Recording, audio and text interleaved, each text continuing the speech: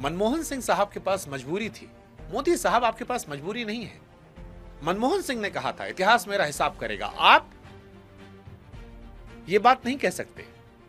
और मैं तुलना आपकी मनमोहन जी से यूं ही नहीं कर रहा हूं। यह तुलना सबसे पहले किसने की थी? खुद आपने की थी मोदी जी। 2013-14 में आप खुद कहते थे कि प्रधानमंत्री बोलते क्यों नहीं। तो जो बात आप कहते थे वो आप पर भी तो लागू होगी ना। यह पैमाना तो आप ही बनाए थे मोदी जी। तो जो तराजू मनमोहन जी के लिए था, जब उनका मजाक मौन मोहन करके हम सब उड़ा रहे थे, आज उस पर जब आप तौले जा रहे हैं तो फिर इसमें गलत क्या है? इंसाफ तो यही है। और वैसे भी मनमोहन साहब कौन थे? नेता नहीं थे, अर्थशास्त्री थे, अफसर थे, प्रोफेसर थे। वो कभी लोकसभा तक नहीं जीते। कम बोलना उनकी फितरत थी। वो खुद प्रधानमंत्री नहीं बने थे, सोनिया गांधी ने बनाया था। कुर्सी उनके पास थी लेकिन रिमोट कहीं और था। ऊपर से गठबंधन की सरकार, सहयोगी गर्दन पर, अपनी पार्टी पर भी कोई पकड़ नहीं थी। मतलब उनके पास चुप रहने के 3 बड़े बहाने थे। उनका स्वभाव, रिमोट जो सोनिया जी के पास था, और गठबंधन की मजबूरी।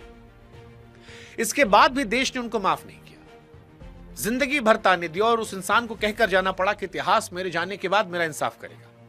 लेकिन आज तीनों बहाने गायब हैं।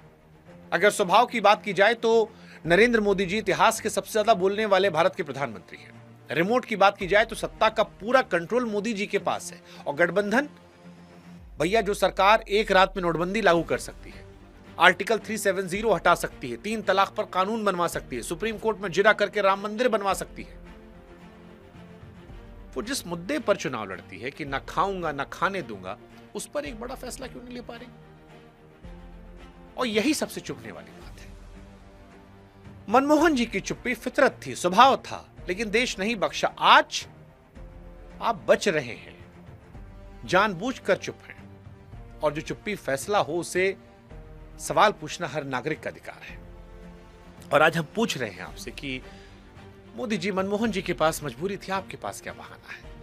आप ही का नारा था ना भाई कि ना खाऊंगा ना खाने दूंगा। यही कहे थे ना मोदी जी आप?